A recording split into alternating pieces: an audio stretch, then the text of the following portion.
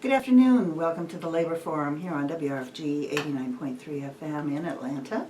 My name is Diane Mathowitz. I'm a retired auto worker, co-host here of the program, along with Paul McLennan, who's with Amalgamated Transit Workers Union, Local 732. Hi, Paul. Hi, Diane. And we're back again for another wonderful program here on the Labor Forum.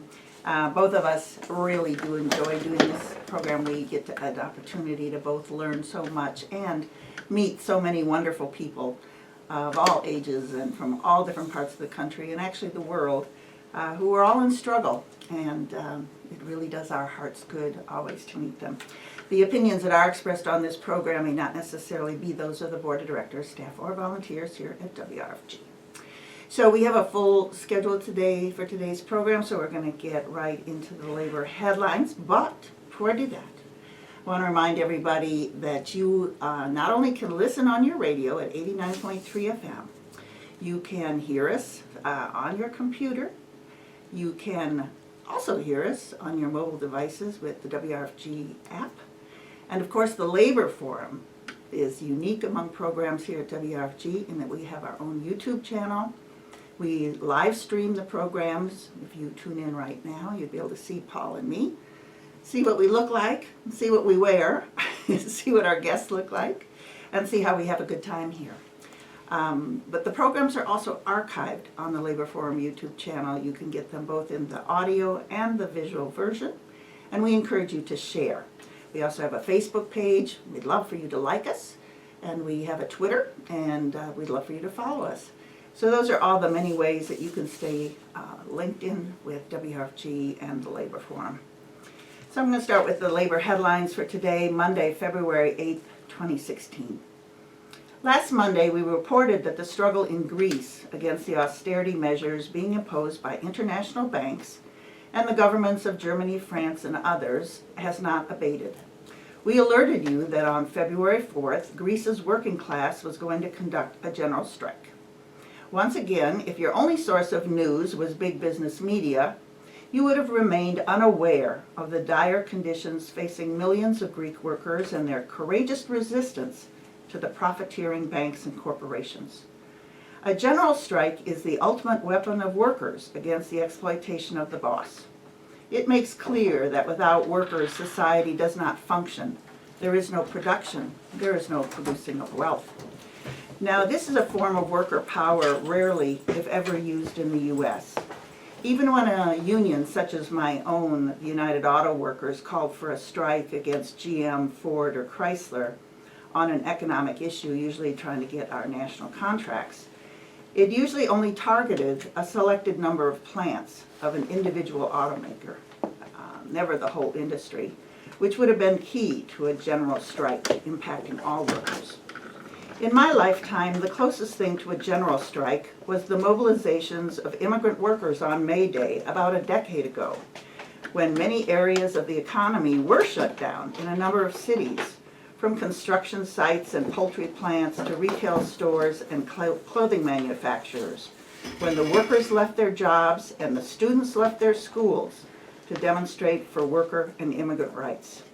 But in Greece last Thursday, the massive protest against the pension changes in particular, but the whole austerity program in general, brought canceled flights, ferries, and public transportation, shut down schools, courts, pharmacies, shops, and gas stations. Tens of thousands of workers filled the streets. Farmers maintained their blockades of highways. The government brought out the police, who attacked the workers and youth who fought back. This is a life and death struggle in Greece. Between the tax increases and the pension and wage cuts demanded by the banks and bosses, it is estimated that income for workers and retirees will be cut by 2/3. On the same day, February 4th, thousands of Chicago school teachers, their students, parents, and union and community supporters, despite frigid temperatures, took over the streets of the downtown Loop Thursday afternoon and evening.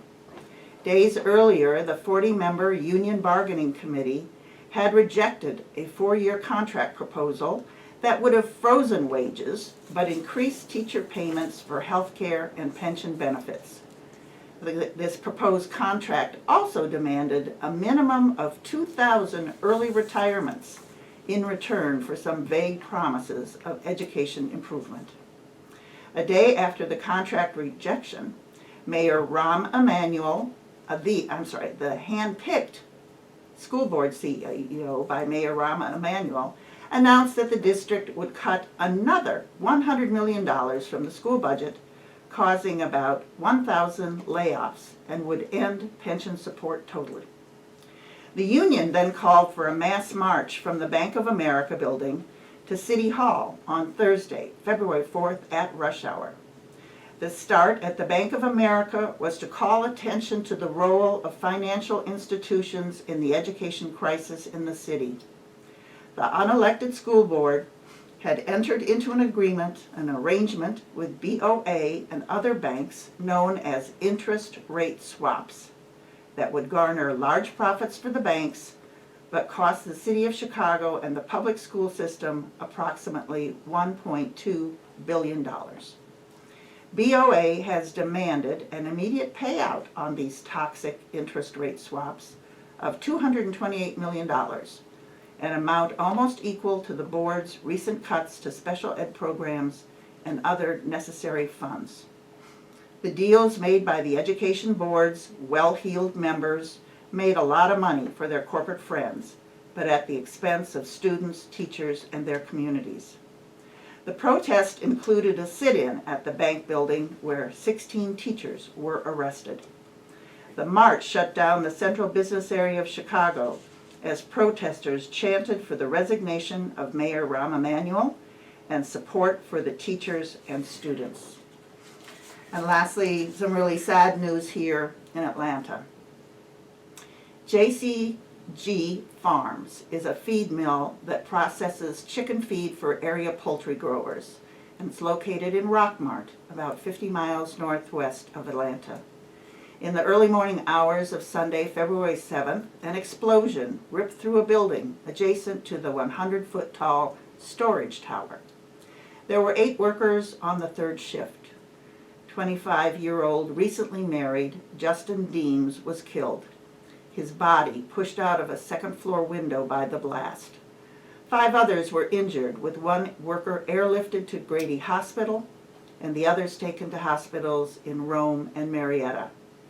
While the cause has not yet been determined, with speculation of a gas leak or dust accumulation as possibilities, the death and injuries to these workers while on the job underscores the dangerous working conditions faced by so many workers, especially at non-union, low-wage jobs.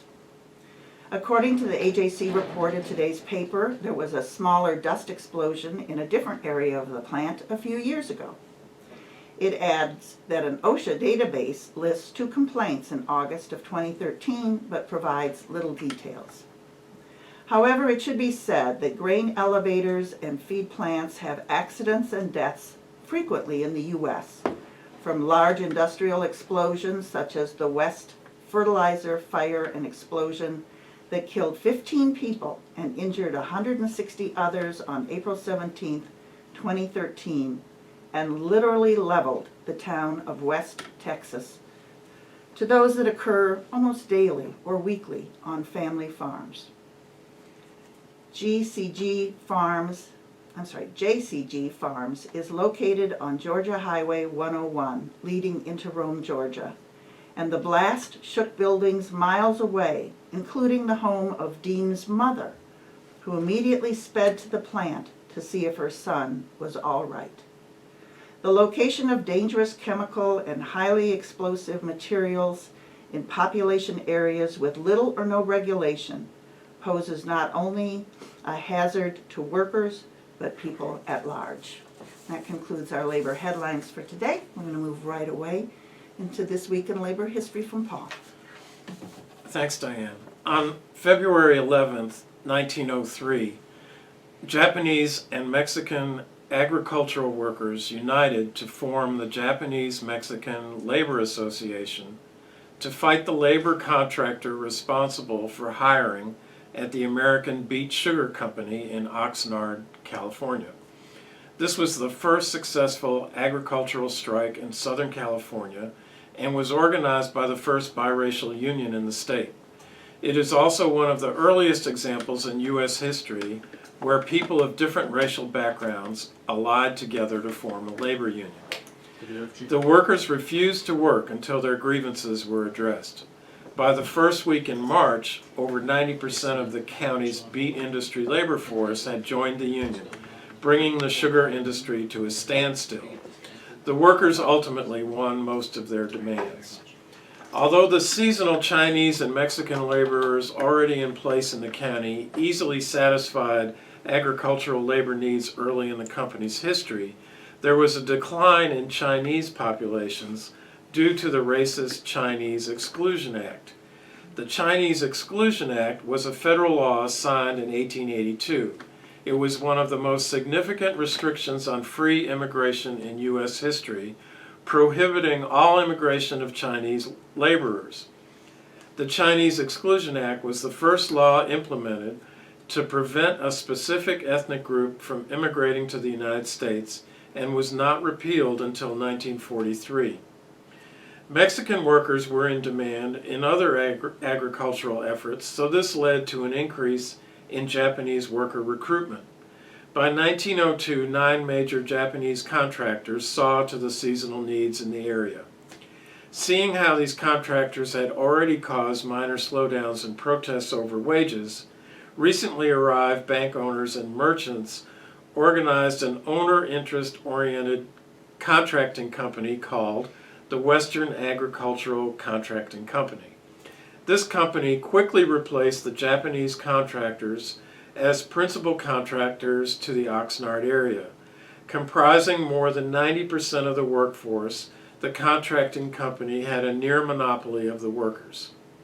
Traditionally, the Japanese and Mexican laborers, as well as all racial and ethnic groups, were pitted against each other and lived in segregated neighborhoods.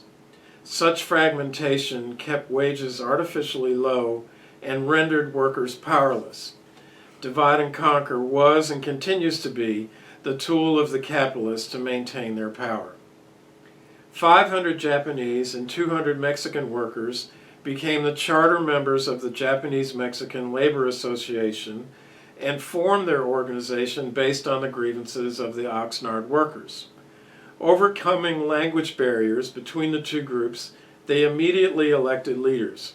Their grievances included being paid less than they had been promised, the subcontracting system that forced workers to pay double in commissions, and being forced to buy goods from the company store with its inflated prices.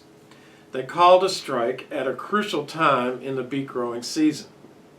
By the first week in March, the union recruited a membership larger than 1,200 workers. The union's increased recruitment brought the sugar industry to a standstill. On March 23, 1903, the strike reached its turning point. On this day, Anglo farmers shot into a crowd of strikers and killed Luis Vasquez, a Mexican worker, and wounded four other workers. A final agreement was reached between the strikers and the contracting company. Many demands were won, including a wage increase and a doing away with the subcontracting system. Encouraged by this victory, the union applied for an American Federation of Labor charter under the name of the Sugar, Beet, and Farm Laborers Union of Oxnard. Samuel Gompers accepted the petition for charter under the condition that no Japanese or Chinese laborer be allowed to join the chapter. The union refused to accept the charter under this condition, stressing the importance of a united labor front. This 1903 strike is significant today in stressing the need for unity across all the barriers that have been put in the way of working class unity. The strike also stresses the necessity of the labor movement to confront white supremacy or any other divisive ideology in its ranks. The small but important victory of these Japanese and Mexican workers points the way forward for us today in overcoming fragmentation and finding strength and power in unity. Thank you, Paul.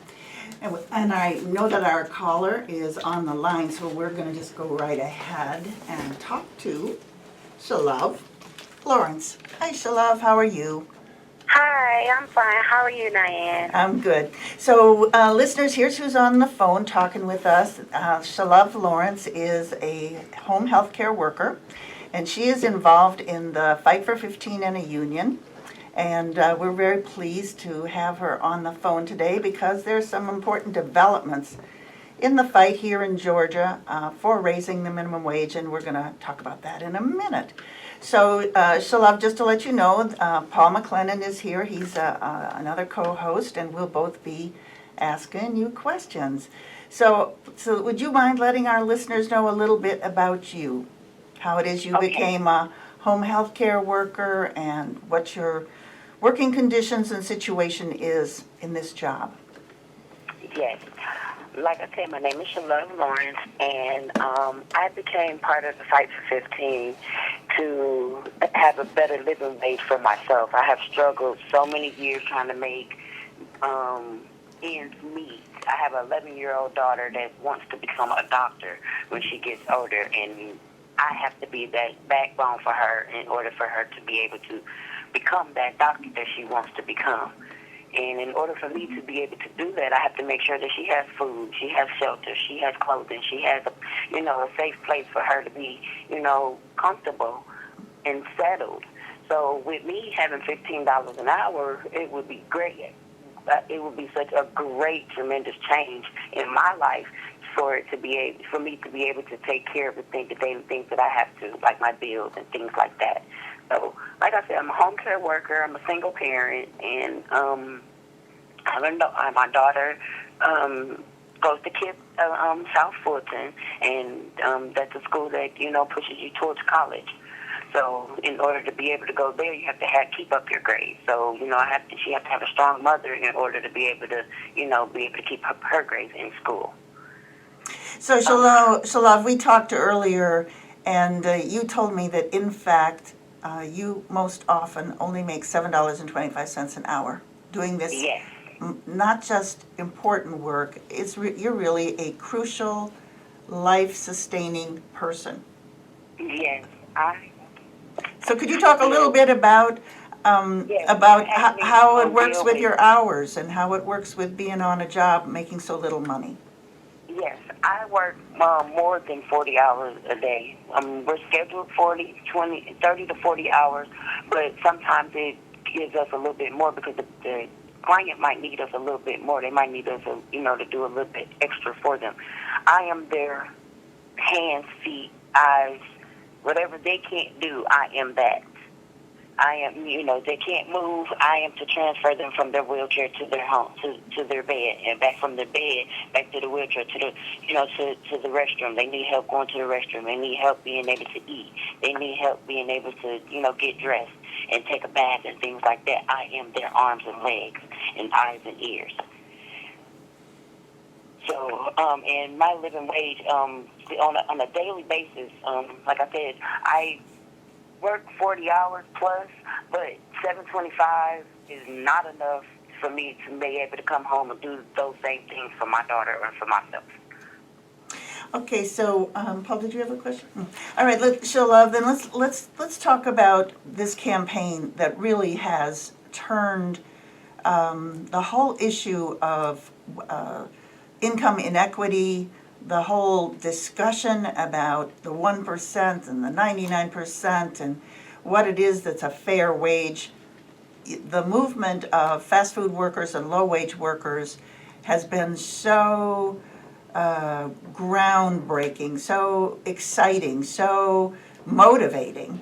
And so we obviously here in Georgia, there's been a lot of work that's been done. There are so many workers here in this state who make way less than $15 an hour.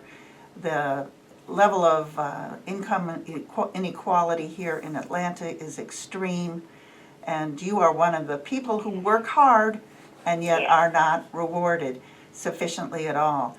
Now, could you talk a little bit about what's going to happen on Thursday? Because amazingly enough, there is going to even be a hearing on a piece of legislation that would in fact raise Georgia's minimum wage. Yes, that will be the Senate Bill number 293. And we are having a hearing at Georgia State Capitol, which is 206 at Washington Street, and Atlanta, Georgia, 30334. And we're addressing the board for a hearing for them to put this bill, for us to have this bill put into play for us to have vote, to be able to vote on it. So the hearing is this Thursday, am I right? Yes, ma'am. It's Thursday at 1 o'clock at Georgia State Capitol. All right, and so and hearings are open. People can come and they can listen to the testimony? Yes, you are welcome to join us, and you are welcome to come down and hear what's going on. You might be able to, speak. I know some of us are able to speak, I'm not sure if they have a set schedule, a limit or whatever, but I know some of us are scheduled to speak on Thursday. All right, so for folks who are maybe not as knowledgeable about the process of lawmaking, it's quite convoluted to tell you, everybody should know. But what first has to happen is that a legislator, either a House representative or a senator, has to introduce a bill. It goes to a committee. There's another committee to decide if it even is going to get heard. So this is so like the first hurdle has been accomplished in the sense that there's actually going to be a hearing on this Senate bill that you described. And yes, and this is actually the first hearing in Georgia that we've had in a long time. Exactly. So yes, it's very much needed, and we're really looking forward to it. Yes, folks should know that actually the Georgia state minimum wage is $5.15 an hour.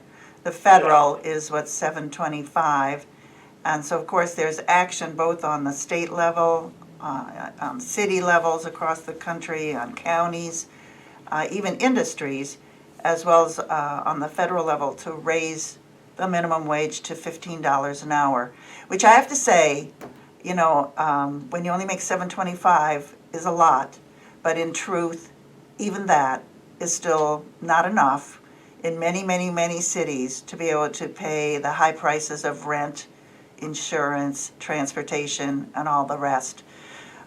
But this struggle, as I mentioned, and I give you so much props to the Fight for 15 here in Atlanta and a union, and all of you who, in truth, are making history. I really always want to say that. Every single one of you is making history. Yes, thank you. I feel great to be a part of it. It's part of it, and for my daughter to look back on it. It's like me looking back on Martin Luther King. Exactly. It took tens of thousands of people to risk a lot. And that's what it's going to take for us to win this and get, Georgia back to where we should have it. Get the South back to where we should have, not just, Atlanta. We need Georgia to be, back right. Exactly.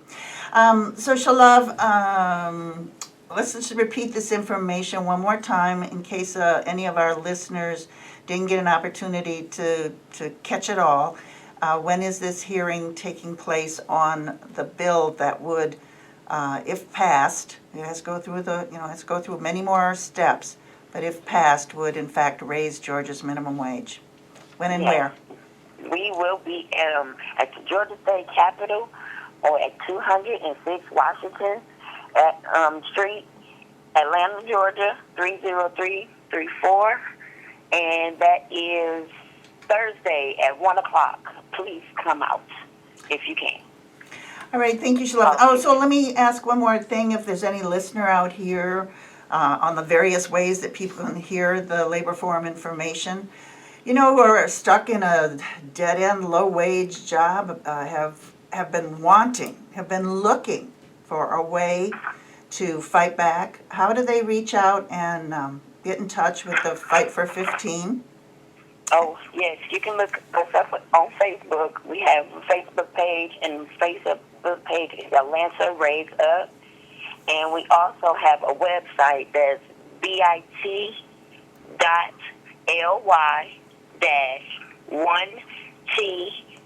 capital T, capital J, F, D, capital B. I'm sorry, I'm going to repeat that. Our website is 6IT.LY-1, capital T, capital J, lowercase f, lowercase d, and a capital B. Or just Google it. Yes, please. Atlanta Raised Up, 5 for 15. All right. Thank you. So I'll look forward to meeting you in person, Shalove, on Thursday. And My daughter will be with me too, Diane. oh, good. That'll be an educational process for her as well.